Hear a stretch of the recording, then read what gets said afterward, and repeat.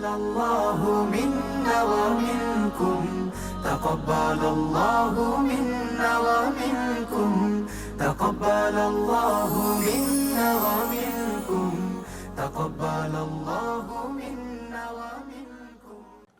দর্শক, আবারও বিরতির পর আপনাদেরকে আমন্ত্রণ জানাচ্ছি আমাদের বিশেষ অনুষ্ঠান ঈদ আড্ডায়। আমরা শুনছিলাম আমাদের বিলেতের সাংবাদিকদের কেমন ঈদের স্মৃতি, সেগুলো নিয়ে আসলে ওনারা কথা বলছিলেন।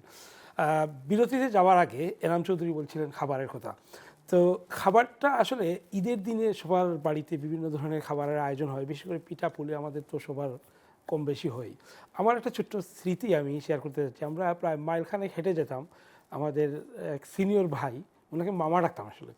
তো ওই নুডলস এবং স্প্যাগেটি, সিনিয়র ভাই আমরা মানে আত্মীয়তার সম্পর্ক না তো, ওইভাবে কেউ মামা কেউ ভাই বলতো আর কি। তো ওনার বাড়িতে ওই যে খুব মজার স্প্যাগেটি বা নুডলস এগুলো বানানো হতো আর কি। ওইগুলা মানে সচরাচর তো আসলে ঈদের দিনে ওইগুলো করা হয় না, বাট ওনার বাড়িতে এটা করা হতো। তো আমরা হেঁটে যেতাম প্রায় মাইলখানেক ওইটা খাওয়ার জন্য। এই ধরনের খাবারের কোনো স্মৃতি যদি একটু। খাবার বলতে তো এটা সকলের জন্যই, বিশেষ করে পিঠা পায়েস ছিল ভালো খাবার। দুপুরে খাবারটা হতো মনে করেন কুরমা পোলাও, ওইটা ঈদের নিয়মিত রুটিন ছিল, যেটা আমাদের ছিল বন্ধু বান্ধবের বাড়িতে যাওয়া। প্রিয় খাবার কি ছিল ঈদের দিনের? মানে আছে না আমাদের অনেকের সেমাইটাই সবসময় আমার খুব পছন্দের হচ্ছে চটপটি। ঈদের দিনে চটপটি যদি না হয় তাহলে আমার আর ওইটা না। রুটিনের মধ্যে যেটা ছিল যে একটা হচ্ছে সেমাই, আর একটা রুটিন করা ছিল বিচিত্রা ঈদ সংখ্যা আসতো, সেটা আমরা যে সামু এটা মানে কোনোভাবে কালেক্ট করতাম, হয়তো খুব বেশি পড়া হতো না। হ্যাঁ, বিচিত্রা কিন্তু সবসময় এই মোটা মানে বেরোতো ঈদের বিভিন্ন উপন্যাস। এটা হয়তো পুরাটা পড়ার মতন ছিল না, কিন্তু ঈদ সংখ্যা দেখবো, কালেকশন করবো, এটা একটা ছিল বলা যায় ঈদের একটা অনুষঙ্গ। আর বিকেলে ছিল বন্ধু বান্ধবের বাড়িতে দাওয়াত। আমাদের আবার ডিফারেন্ট, আমি শায়েস্তাগঞ্জে আমরা থাকতাম, তো আমরা আবার এই যেটা হতো গিয়া সকালে দুপুর পর্যন্ত মানে একটা রুটিন, আর বিকালে আর একটা রুটিন। দুপুরের মনে করেন সকালে প্রথমে বাসায় খাওয়া দাওয়া করে গেলাম, আমরা ঈদগাতে গেলাম, নামাজ পড়লাম, আব্বা সহ আমরা ভাই যারা ছিলাম গেলাম। আর পরে এখানে আসার পরে বাসায় চলে আসতাম। আমরা পরে আসার সময় কোনো সময় দুই এক বন্ধুর বাড়ি যদি রাস্তায় পড়তো তাহলে হয়তো যাইতাম, বেশিরভাগ সময় বাসায় চলে আসতাম। বিকেলে ছিল বন্ধু বান্ধবদের বাসায় যাওয়া বা খাওয়া দাওয়া করা, এটা ছিল নিয়মিত রুটিন। স্পেশাল খাওয়ার বলে যেটা হচ্ছে বাসাতে যেটা হতো সেটা হতো গিয়ে যেটা রুটিন যেটা ছিল বাসায় একসঙ্গে খাবো, ফুল ফ্যামিলি মিলে আর কি, যেটা হয় না আর কি, বাসায় একসঙ্গে দুপুরে খাওয়াটা খাওয়া, এটা একটা মানে আনন্দ ছিল, রুটিন ছিল এটা ইয়েতে। আর কুরবানির ঈদে তো মনে করেন আসার পরে কুরবানি দেওয়ার পরে প্রথম কলিজার প্রথম সামান্য মাংস দিয়া যেটা রান্না হবে সেটা খাওয়া, মানে এটা হলো কুরবানির মাংস দিয়ে দুপুরে খাওয়া, মগজ দিয়ে প্রথম শুরু করে মগজটা হয়তো আর কি। এটা একটা রুটিন ছিল আর কি বলা যায় আর কি। আর কুরবানিটা করা আর কি, ছাগল টাগল আমি তো মনে হয় ছাগল এক দুইবার দিছি মনে হয়, আমার ভাই একবার গরু নিজের হাতে ছাগল মনে হয় দিছি না। এগুলি দেখতে একটা তো ইয়ে হয়ে যায় আর কি।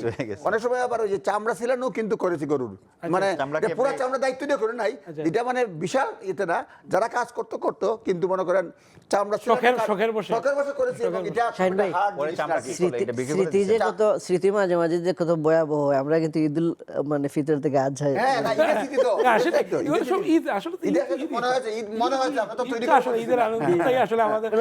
স্মৃতি কিভাবে টানে সব কিছু। এটা কিন্তু মানে ছাগল গুলা কিন্তু সহজ, মানে আপনি লটকাই দিলেন মাথা আর খুব সহজে হয়ে যায়, ডিপেন্ড করে মানে কাটা যায় চাকু বা ইয়ে দিন। তবে ওই সময় তাদের ডিমান্ড বাড়ে যায়, যে মানে এইসব কাজ যারা করে আর কি কষাই, তাদের ডিমান্ড বেড়ে যায়। এখনো ডিমান্ড। বাংলাদেশে চামড়ার একটা বিরাট ইয়ে ছিল, ভ্যালু ছিল, এখনো মনে হয় আছে জানি না, কিন্তু চামড়ার মার্কেটে গত কয়েক বছর ইয়ে হয়ে যায়, এটা ওইভাবে মূল্য পাচ্ছে না। এবং এই টাকাগুলো কিন্তু এতিমখানা বা গরিবদের দেওয়া হতো।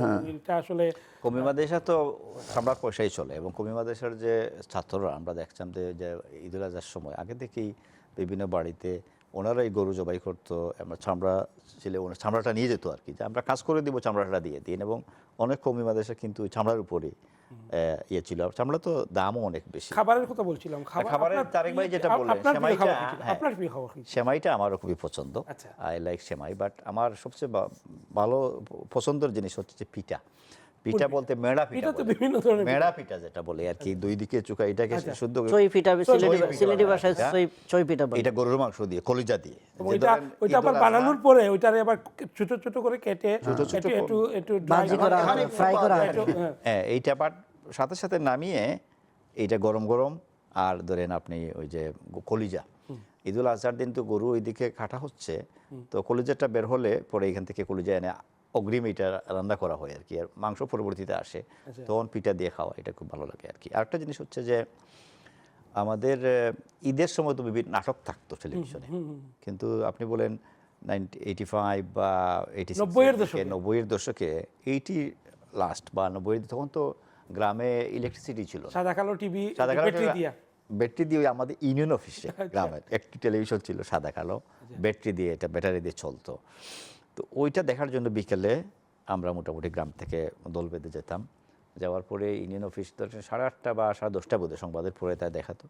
তো দরজাটা খুলে দেওয়া হলো, আমরা সামনে বসে আছি, মোটামুটি এটা অপেক্ষা যে কখন দরজা খুলবে, ভিতরে থাকে আর কি, জাস্ট আপনার বাইরে বসবেন, মশায় কামড়াচ্ছে আপনাকে, কিন্তু এরপরও টিভি দেখার যে একটা উত্তেজনা। এবং মাঝে মধ্যে টিভিতে বেশি না, হতো সমস্যা যান্ত্রিক হচ্ছে- গোলযোগের জন্য যান্ত্রিক গোলযোগ তো আছেই। প্রচারে বিঘ্ন ঘটে, আমরা আগে সাদা কালো দুঃখিত। টেলিভিশন, জোনাকি পোকা উঠতেছে আর ঝিরঝির করতেছে, তো কতক্ষণ পর পর ওই যে অ্যান্টিনা আছে, অ্যান্টিনার বাঁশকে করলো, করার পরে আসতেছে না তো কিছু আসলো, আবার চলে যাচ্ছে, এইটা মানে আর মনে হচ্ছে যে কি।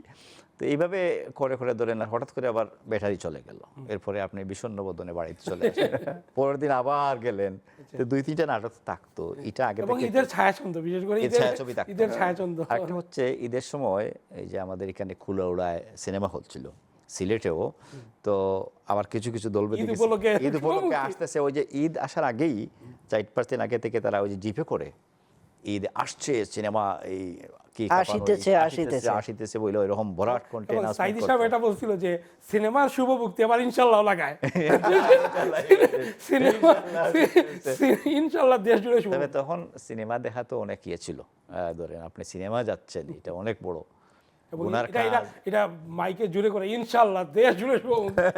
কিন্তু আপনি তখন সিনেমা দেখা গিয়ে এটা ইজি ছিল না, মানে আপনার ফ্যামিলি থেকে বা লোকজন সিনেমা দেখতেছেন গিয়ে এই লোক নষ্ট হয়ে গেছে, এই ছেলে সিনেমা দেখতেছে, তো এখন তো সিনেমা তো আপনার হাতের মুঠেই, সেটাই। কিছু না, সিনেমা দেখা খুব খারাপ এখন ছিল। তো আর বাংলাদেশের সিনেমা হলগুলোতেও না, হলগুলো তো সিনেমা নাই, তো এইটা একটা ইয়ে ছিল যে অনেকেই ঈদের দিন আগে থেকে প্ল্যান ছিল বা পরের দিন সিনেমা দেখবে, আর বিকালে একটা নাটক আমরা দেখতাম। গড়ে টেলিভিশন নেই, তারক ভাইদের ছিল এইটিভির দিকে গড়ে টেলিভিশন, লাস্টের দিকে ছিল, প্রথম দিকে সাদা কালো আমাদের ছিল। লাস্টের দিকে ছিল, মনে করেন 85-এর দিকে হয়তো ছিল, প্রথম দিকে তো ছিল না, ডেফিনেটলি ছিল। রাম চৌধুরী, আপনার খাবারের অভিজ্ঞতা শুনি। খাবারের অভিজ্ঞতাটা হলো এখন অনেক স্বাস্থ্য সচেতনতামূলক অনুষ্ঠান হয় রামাদানের শেষ দিকে, যে আপনারা কি খাবার দাবার খাবেন, 1 মাস সিয়াম সাধনা করবেন, উপবাস পালন করার পর খাবার দাবারের সাবধান, এগুলা নিয়ে এখন অনেক কথাবার্তা হয়, আলোচনা হয়, ডাক্তাররা স্পেশালিস্টরা পরামর্শ দেন। তো আমার খেয়াল আছে আব্বা কিন্তু মসজিদে ওটা বলতেন যে আপনারা মানে নরম খাবার খাবেন, ইফতারে আব্বা খিচুড়ি পছন্দ করতেন, এবং সবাইরে বলতেন খিচুড়ি খাবেন, সাথে ঘি খাবেন না, এগুলা বলতেন, কারণ সারাদিনের ক্লান্তি আপনার, নরম জিনিস, ঘি অনেক শক্ত স্বাস্থ্যকর জিনিস, এবং এটা আপনার জন্য ক্ষতি হতে পারে। ঈদের আগে এটা তিনি বলতেন যে এইটা আপনারা করবেন না। পাশাপাশি একটা জিনিস আব্বা করতেন, আব্বার ফার্মেসিতে প্রচুর সেলাইন রাখতেন, আচ্ছা, কারণ ঈদের পরপরই দেখা যেত সেলাইনের জন্য ম্যাক্সিমাম ফার্মেসিতে, আমি বসতাম নিজেও, আমার খেয়াল আছে ম্যাক্সিমাম 4টা 5টা 6টা সেলাইন যাচ্ছে। তো আব্বাকে বলতাম, আব্বা এত সেলাইন আনা হয়, অনেকগুলো বক্স আসতো সেলাইনের বড় কার্টন, তো কি এত সেলাইন, বলি সব মানে যে 1 মাস খাইতে পারে নাই দিনের বেলা, এখন একসাথে খাইছে, মানে জন্মের খাবার খাইছে, আর মানে পেটে গন্ডগোল, আব্বা বলেন পেটে গন্ডগোল দেখা দিছে। আগেই বলছি ওদেরকে যে তোমরা মানে হালকা খাবার খাইও, স্লোলি খাইও, এটা খেয়াল করে না। যে এই সেলাইনের ইয়েটা এখনো মনে আছে, যে সেলাইনটা আছে কিনা বাংলাদেশে আমি এক্স্যাক্টলি জানি না। বিশেষ করে আমাদের খাবারগুলো তো তেল জাতীয়, বিশেষ করে তেলে ভাজা, এবং ঈদের মানে ম্যাক্সিমাম উপকরণ, যেমন আম্মার হাতের ইয়েটা নুনের বড়া, আমাদের সিলেটে বলে নুনের বড়া, নুনের পিঠা, যেটা হলুদ রঙের, এবং হলুদ কালার, এটা মানে চায়ও ভিজিয়ে খাওয়া যায়, কিন্তু এটা গরম করা ফেলে, এবং বারবার এটাকে গরম করে খাওয়া। তারপরে কয়েকদিন রেখে ছই এটা পিঠা, খাওয়া, সিলেটে আমরা ছই পিঠা বলি আমাদের গ্রামে, ছই পিঠা আব্বা গরম হওয়ার পরে ভাঙতেন, ভেঙে একসাথে মানে ঝুল দিয়ে কোনো একটা ঝুল, মোরগ বা গরুর ঝুল দিয়ে খাওয়া, মানে তরকারি আলু হলে আরো মজা লাগতো এটা। এটা আবার পাশাপাশি এটা কিন্তু মাঝে মধ্যে দেখতাম আব্বা ওই যে খাঁটি গাওয়া ঘি, এটা বলতে খাঁটি ঘি যেটা, এটার নাম হলো খাঁটি গাওয়া ঘি, এবং এটা স্পেশাল কিছু দোকান থেকে আব্বা এটা আনতেন, বয়ামের মধ্যে থাকতো, প্লাস্টিকের এবং বয়াম। এটা আমার মনে আছে ছোটবেলা আমার মা আবার আরেকটা আপনি যে ওই যে মরচা গুড় যেটা, তো এই মরচা গুড় দিয়ে খাওয়া, এটাও কিন্তু আরেকটা মানে অসাধারণ আমাদের হবিগঞ্জে বলে লালি লালি গুড়। তো মরচা গুড় দিয়ে খাওয়া যেটা। এবং আব্বা খুব একটু স্বাস্থ্য সচেতন মানুষ, তো যেহেতু উনি ফার্মেসির সাথে সংশ্লিষ্ট ছিলেন, তো এই মরচা গুড়টা উনি সব কিছু বেছে বেছে আনতেন, কোন জায়গায় গাওয়া আগে, কোন জায়গায় মরচা গুড়। আর তবে আমাদের ঘরে এই সন্দেশ যেটা হতো এখনো, চিনি দিয়ে সন্দেশ, হ্যাঁ, সেটা চিনি সন্দেশের চিনি বা গুড়ের সন্দেশটাও খুব কালারটা ভালো হয়। সুন্দর। গুড়ের সন্দেশ খুব কম হয়তো, চিনির সন্দেশটা এখনো মানে একটু ওই যে ইয়ে হয়, ময়দা দিয়ে যেটা বানানো হয়। ধন্যবাদ ধন্যবাদ রাম চৌধুরী। তারেক ভাই, আমাদের আসলে ঈদের অনেক স্মৃতি, অনেক গল্প আসলে আমাদের করা যায়। ঈদের আমাদের অনুষ্ঠানও কিন্তু প্রায় শেষের পর্যায়ে। আমরা ঈদের দিনে আমাদের বিশেষ কোনো পরিবেশনা আপনাদের কাছ থেকে আমাদের দর্শকদের জন্য আমরা চাই। আমি মনে করি এর মধ্যে মনে হয় তাইসির ভাই শুরু করুন, তাইসির ভাই তো তারপরে শুরু- আমি কবিতা যেটা করব একটু আচ্ছা, পরে। আপনি আমি কবিতা দিয়ে শুরু করেন। তাহলে আপনি কবিতা দিয়ে শুরু করি, তারপরে আমরা তাইসির ভাই খুব ভালো কণ্ঠের অধিকারী এবং এনাম চৌধুরীও। অসুবিধা নাই, ভালো শিল্পী পরবর্তীতে তো আমরা শিল্পীদের কাছে যাবো। আমাদের দর্শকরা, আপনারা যে শুধু লেখালেখি বা সাংবাদিকতা বা আইন পেশা নিয়ে না, আপনাদেরও যে একটা মন আছে, আপনারাও যে কবিতা বা গান গাইতে পারেন, এটা আমাদের দর্শকরা আজকে জানুন। কবিতা একটা রবীন্দ্রনাথ ঠাকুরের, আমি 2 বিঘা জমি প্রায় করি, এটাই চেষ্টা করি আজকে। আচ্ছা। ইদানিং তো আর চর্চা হয় না আর কি। সেটা হচ্ছে 2 বিঘা জমি, রবীন্দ্রনাথ ঠাকুর। শুধু বিঘে 2 ছিল মোর ভুই, আর সবিঘে চেরিনে। বাবু বলিলেন, বুঝেছ উপেন, এ জমি লইব কিনে। কহিলাম আমি, তুমি ভূস্বামী, ভূমির অন্ত নাই। চেয়ে দেখো মোর আছে বড় জোর, মরিবার মতো ঠাই। শনি রাজা কহে, বাপু জানো তো হে, করেছি বাগান খানা। পেলে 2 বিঘে, প্রস্থ ও দিগে সমান হইবে টানা। অটা দিতে হবে। কহিলাম তবে বক্ষে জড়িয়া পানি। সজল চক্ষে করুণ রক্ষে, গরিবের ভিটেকানি। সপ্তপুরুষ জেতায় মানুষ, সে মাটি সোনার বাড়া। দন্যের দায়ে বেচিব সীমায়ে, এমনই লক্ষ্মী ছাড়া। এ জগতে হায় সেই বেশি চায়, আসে যার ভুরি ভুরি। রাজার হস্ত করে সমস্ত, কাঙালির দঞ্চুরি। চমৎকার চমৎকার চমৎকার। Thank you. এ জগতে হায় সেই বেশি চায়, আছে যার ভুরি ভুরি, রাজার হস্ত করে সমস্ত। এটা একটা বাগদারও এবং এই লাইনগুলোর সাথে আমরা পরিচিত, যদিও মানে পুরো কবিতাটা অনেকে আমরা জানি না, কিন্তু এই যে শব্দচয়নগুলো, এটা তো আসলে চমৎকার। এটা আসলে চমৎকার বলেছেন, চমৎকার করে আবৃত্তি করেছেন। থ্যাংক ইউ, চেষ্টা করেছি। অনেক ধন্যবাদ তারেক ভাই। ছোট ছোট 3টা জিনিস। প্রথমত একটা যোগ 2 লাইনের, এটা হচ্ছে আমাদের এক সহপাঠী গ্রামে, সে বাজারে গেছে, তো আমার সাথে দেখা হয়েছে, বললো সে একটা জুতা কিনবে, তাকে একটু হেল্প করার জন্য। জুতার দোকানে গেলাম, গিয়ে তো জুতা কিনতেছে, জুতাটা একটু টাইট। তো দোকান মালিক বলছে যে 2-1 দিন পরে এটা ঠিক হয়ে যাবে, আপনি পরেননি। তো নিয়ে আসছে, তো ঈদের মাঠে সে আসছে, দেখি জুতা পরে নাই, সে স্যান্ডেল পরে আসছে। আমি বললাম, তোমার জুতা কোথায়? বলে, দোকান মালিক বলো না 2 দিন পরে পরার। তো কবিতা যখন উনি আবৃত্তি করলো, তাহলে আমি একটা ছোট একটা কবিতার 2-4 লাইন বলে এরপরে আমি একটা গান শেষ করব। হ্যাঁ, আপনার কণ্ঠ ভালো। গানটা হচ্ছে ওমর ফারুক, সেটি কবি নজরুলের লেখা। তিমিরে রাত্রি, এশার আজান শুনি দূর মসজিদে, প্রিয় হারাকার কান্নার মতো এ বুকে আসিয়া ভিদে। আমিরুল মোমিনিন, তোমার স্মৃতি যে আজানের ধ্বনি, জানে না মুয়াজ্জিন। তাকবীর শুনি শয্যা ছাড়িয়া, চকিতে উঠিয়া বসি। বাতায়নে চাই, উঠিয়াছে কিরে গগনে মরুর শশী। ও আজান, ও কি পাপিয়ার ডাক, ও কি চকরির গান। মুয়াজ্জিনের কণ্ঠে, ও কি তোমারই সে আহ্বান। আবার লুটায়ে পড়ি। কাজী নজরুলের সঞ্চিতা থেকে সম্ভবত, নাকি সঞ্চিতা? আমারও পড়া হয়েছে কবিতাটা, কাজী নজরুলের। গান শুনবো আপনার কাছ থেকে। গান একটা, এটাও নজরুলের একটি গান, নজরুলের একটি ভক্তিমূলক গান একটি। খোদারো প্রেমের শরাব পিয়ে, বেহুশ হয়ে রই পড়ে হায়। খোদারও প্রেমের শরাব পিয়ে।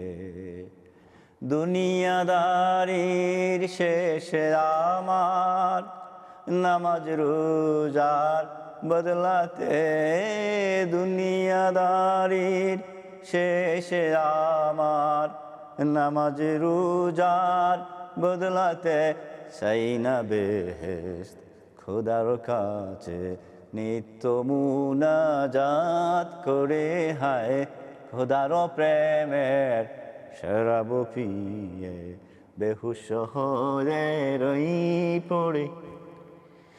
কায়েস যেমন লাইলি লাগি লোভিল মজনু খেতাব, যেমন ফরহাদ শিরির প্রেমে হল দেওয়ানা বেতাব। বেখুদিতে মশগুলামি, বেখুদিতে মশগুলামি, তেমনি মোর খুদার তরে হাই খুদার প্রেমের শরাব পিয়ে বেহুশ হয়ে রই পড়ে, হাই খুদার প্রেমের শরাব পিয়ে। দুনিয়াদারির শেষে আমার নামাজ রোজার বদলাতে, দুনিয়াদারির শেষে আমার নামাজ রোজার বদলাতে, চাই না বেহেশত খোদার কাছে নিত্য মুনাজাত করে, হায় খোদার প্রেমের শরাব পিয়ে। শাহিন ভাই, তাইসির ভাই আমি যদি ট্রেনিং দিতাম, মানে আমার তো মানে একটু ভূমিকা দিয়ে বলা শুরুর কথা ছিল, তাইসির ভাই যখন গান শুরু করছে এটার মধ্যে একটা কিন্তু ওই যে ওই মানুষের মধ্যে একটা ক্যারেক্টার আছে, যখন ওই সাউন্ড করে শিয়াল, একটা শিয়াল সাউন্ড করলে যেভাবে হয়, না না এটা আমি বলি শব্দ যখন শুরু হয় না তখন আমার ভিতরে মানে ফেটে যাচ্ছিল, তাইসির ভাই কি শুরু করছে, আরেকটু সুর দেওয়া যায় না, আরেকটু সুর দেওয়া যায় না। এনাম চৌধুরীর চমৎকার গান, এটা নিঃসন্দেহে। আমার এটা তো আমি তাইসির ভাই এটা শিখলাম, আমারটা তো শেষ হয় নাই। একটা চান্স দিয়ে দাও নাকি? আমারটা তো শেষ হয় নাই। আমরা তো একটু ভিন্নটা আমি তো উনার সাথে জাস্ট একটু সুর মিলাই। হয়, এটাই হয় গান হাইজ্যাক হয়ে গেছে। আচ্ছা, আমরা এনাম চৌধুরীরটা আমি শুনি। হাইজেক করি না, আমি তাইসির ভাইয়ের সুরের সাথে সুর মিলাই এটাকে একটু প্রাণবন্ত করলাম। মানে এটা রং তুলিতে যেভাবে চিত্রশিল্পীরা এনাম চমৎকার গাইছেন। অবশ্যই নেলটি। তো আপনি আপনার কাছ থেকে একটা শুনি। আমার একটা প্রিয় গান যেটা হলো যে আমি মানে বাথরুমেও গাই, বাহিরেও গাই, হাঁটতেও গাই, একাকী হলে মাঝে মধ্যে গাই। তুমি রহমান, তুমি মেহেরবান, অন্ধ গাহে না শুধু তোমারি গুণগান, বুঝেও বুঝে না তব শান। তুমি রহমান, তুমি মেহেরবান, জনম জনম যদি গাহি তোমারি মহিমা গাওয়া শেষ হবে নাহি। জনম জনম যদি গাহি তোমারি মহিমা গাওয়া শেষ হবে নাহি। ভোরে অবরে না যেন, ভোরে অবরে না যেন সাহারায় প্রাণ। তুমি রহমান, তুমি মেহেরবান। চমৎকার চমৎকার। আসলে আমাকে সেই দিনেই আমি ফিরে গেলাম। আপনার তাইসির ভাই তো অবশ্যই মনে থাকার কথা, আপনি সিলেট বেতারে কাজ করেছেন, আমিও ছিলাম ওই সময়ে। নামাজের পর অথবা বিশেষ করে রমজানে নামাজের আগে এইসব গজলগুলা ভক্তিমূলক গানগুলা এত চমৎকার এগুলা লাগতো। দেয়া হতো এটা- এবং খুবই ভালো বেতারটাই লাগতো। ছিল, বেতারে আজান শুনেই কিন্তু অনেকে তখন আমরা ইফতার করতাম ইফতার আমরা। করা হতো। হ্যাঁ। এটা তো মানে চমৎকার জিনিস গানগুলো ছিল। শোনার সাথে সাথে রমজানের যে না, একটা হ্যাঁ। আবহ, আহলে বাইরের তাইসির ভাই, মানে ক্ষুধা প্রেমটা না, তাইসির আরো ভাই, বেশি না, আগে আগে। একটা হলো এখানে আরেকটা মানে দর্শক অন্যভাবে নেবেন না। পুরো রমাদান যেটা মাসে যে খবর পড়া হতো টেলিভিশনে, যে খবরের যিনি পাঠিকা থাকতেন, বিশেষ করে একটা চমৎকার একটা মাথায় কাপড় স্টাইল মানে থাকতো এটা। তো ঠিক মানে ঈদের ঘোষণা হওয়ার সাথে সাথে এটা মাগরিবের নামাজের পরেই একটা খুব হাসি মুখে টিভি স্ক্রিনে একজন উপস্থাপক আসতেন, এসে বলতেন পবিত্র ঈদের চাঁদ দেখা গেছে, আগামীকাল সারা দেশে ঈদ, এবং ঘোষণার সাথে সাথে এটা মানে সাথে সাথে মানে নেপথ্যে গানটা চলে নেপথ্যে আসতো। একটা গান জাতীয় বাজতো, সঙ্গীতের মতো অথবা রমজানের একটা সম্মিলিত গান চলে আসতো এবং সবার মধ্যে, এবং এই গানটা খুব তখন অনেকেই উদ্বেলিত করতো আমাদেরকে আর কি, ঈদের অনেকেই মানে আনন্দ। আমাদের টেলিভিশনের এই গানটা আমরা সাউন্ডগুলা গাইবো আজকে। স্লো মোশনে সবাই শুনতেন, রেডিওর সাউন্ডগুলা, কিন্তু এই গানটা কিন্তু আমরা এই মানে গানটা শুনে শুনে আমাদের অনুষ্ঠান গেল। শেষ করব। জি, জি। আমি যাওয়ার আগে আমাদের সময় দেখতে দেখতে আপনাদের কথার ফাঁকে আসলে ফুরিয়ে যাচ্ছে। আমি যাওয়ার আগে আসলে আমরা সবাই ঈদের আনন্দ উদযাপন করি, কিন্তু আমাদের আশেপাশের অনেক বা আর্তনিপীড়িত মানুষরা রয়েছে, সুবিধা বঞ্চিত মানুষরা রয়েছে, আমরা যেন তাদের প্রতি আমরা আসলে খেয়াল রাখি। এবং এটা ঈদের একটা শিক্ষা হচ্ছে, অন্যতম শিক্ষা হচ্ছে এটাই যে ধনী গরিব ভেদাভেদ মিলে আমরা সবাইকে ঈদের দিন সবার বাড়িতেই সবার দুয়ার খোলা আজি কোথাও নাই মানা, এই ধরনের একটা কবিতা ছিল নজরুলের, যে আজকে সবার ঘর খোলা এবং সবার যে আজ ভুলে যা তোর দুষ্ট দুশ্মন হাত মেলা, হাত পেয়ে তোর হাত- প্রেম এই দিয়ে। গানেও কিন্তু এই এই কথাগুলো এই কথাগুলো চলে আসছে। উঠে এসেছে। যাবার আগে আমরা গানটা শুনে শুনে অবশ্যই আমরা বাড়িতে যাব। তারেক ভাই, আপনি আমাদের দর্শকদের বিশেষ করে ঈদের রমজানের যে শিক্ষা, এই শিক্ষা থেকে আমরা কি নিতে পারি আসলে আমাদের এখানকার জেনারেশনের জন্য 1 মিনিটে যদি কিছু বলেন। আমি যেটা বলতে চাই যে ঈদ মানে সকলে মিলে ধনী গরিবের জন্য যে মানে পার্থক্য গুছিয়ে দেওয়া, সুতরাং যারা ডিসঅ্যাডভান্টেজ রয়েছে তাদেরকে আমরা হেল্প করব, তারাও ঈদ পালন করতেছে কিনা। আর এখানেও যেটা বলি আর কি, বলার চেষ্টা করি আর কি, যে এখানেও যারা রয়েছে অনেক সময় দেখা যায় অনেক সিঙ্গেল না, মুরব্বী একা রয়েছেন, তারা খোঁজখবর কেউ নেই। আশেপাশে যদি জানি অ্যাটলিস্ট ফোন করে জিজ্ঞেস করো আপনি কেমন আছেন, বাড়িতে না যেতে পারি আর কি, উনি ভালো আছেন কিনা। অনেক সময় দেখা যায় একা থাকেন, কেউ খোঁজখবর নেয় না, এরকম হয়ে থাকে। সুতরাং আমরা যারা এই রয়েছে তাদেরকে খোঁজ খবর নিব আর কি, অ্যাটলিস্ট ঈদের দিনে জিজ্ঞেস করবো চাচা ভালো আছেন কিনা, এলাকার বা বাবার চাচার বা অ্যাটলিস্ট সামহাও যে রিলেটেড তাদের খোঁজ খবরটা নেব, এটা আমি চাইবো এই দেশের জন্য আর কি। আর বাংলাদেশ ওভারঅল যেটা বলবো, যে যারা ডিসঅ্যাডভান্টেজ আছে আমাদের চেয়ে কম মানে ভাগ্যবান, এই সেন্স যে যারা খেতে পারে না, দিনে আনতে মানে তার দিনে জোগাড় করতে পারে না, তাদের খোঁজ খবর করবো এবং তাদেরকে যতটুকু পারি নিজের লেভেল থেকে সহযোগিতা করব। চমৎকার বলেছেন যে এদেশের যারা বয়োবৃদ্ধরা রয়েছেন তাদেরকে খোঁজ খবর নেওয়াটা এদেশের জন্য আসলে এই ব্যস্ত জীবনে আমরা এটা অনেক সময় ভুলেই যাই ব্যস্ততার খাতিরে। জি। তো এটা আমাদের মনে রাখা উচিত। তাইসির ভাই, যাওয়ার আগে এই আমাদের ছেলে পেলে, আমাদের ইয়াং জেনারেশন কিন্তু আমাদের চেয়ে, আপনার ছেলে আপনার চেয়ে লম্বা হয়ে গেছে, আমার ছেলেও ঠিক একই অবস্থা। তো এই জেনারেশনের জন্য আপনার ছোট একটা মেসেজ এই ঈদ উপলক্ষে। না, তাদেরকে আপনি ঈদের দিন আগে থেকেই প্রিপারেশন নেওয়া এবং তাদেরকে নিয়ে ঈদগাহ ময়দানে যাওয়া, একসাথে নামাজ পড়া এবং আত্মীয়স্বজনের বাড়িতে যাওয়া, তাদেরকে সাথে রাখা। তারা নিজে নিজে আইসোলেটেড হয়ে যায়, তাদের ফ্রেন্ড বন্ধু নিয়ে পরিবার থেকে বিচ্ছিন্ন হয়ে যায়। না, ওইটা না, আপনি আগে থেকেই তাদেরকে প্রিপারেশনটা নেবেন যে ছেলেমেয়েরা আপনার সাথে থাকবে। ঈদগাহ যাবেন, এদেশে তো ঈদগাহ না, আপনি ফিল্ডে ওপেন খোলা মাঠে হয়, অথবা নামাজ মসজিদে পড়েন, নামাজ নামাজ পড়েন, আত্মীয়স্বজনের ওই দিনটা পরিবারের সাথে কাটান। আর যেটা হচ্ছে যে যেহেতু ঈদের মূল মেসেজটা হচ্ছে যে ঈদের আনন্দটা আমরা পারস্পরিকভাবে শেয়ার করব। তো বাংলাদেশে আমাদের পরিবার ছাড়াও আমাদের আরও দূর সম্পর্কের অনেক আত্মীয়স্বজন আছে, হয়তো আমরা আমাদের ব্যস্ততার কারণে আমরা স্মরণ করতে পারি না, কিন্তু তারা আমাদের কথা ঠিকই মনে রাখেন এবং কষ্ট পান যে আমার অমুক, হ্যাঁ দীর্ঘদিন যাবৎ লন্ডনে আছে, আমার খোঁজ নেই না। আমি কিন্তু ওইটা মনেই করতেছি না ওনার কথা, কিন্তু উনি কষ্ট পাচ্ছে। জি জি, এটা হয়। এই লোকদের আপনি এদেরকে- ঈদের আগেই, আপনি যদি আমাদের ঈদের আগেই আপনি যদি এখানে গরিব মানুষ, ওনাকে যদি আপনি ফিতরার পয়সাটাও দেন বা কিছু সাদকা দেন, ও আত্মীয়স্বজনদের হকি তো সর্বাগ্রে।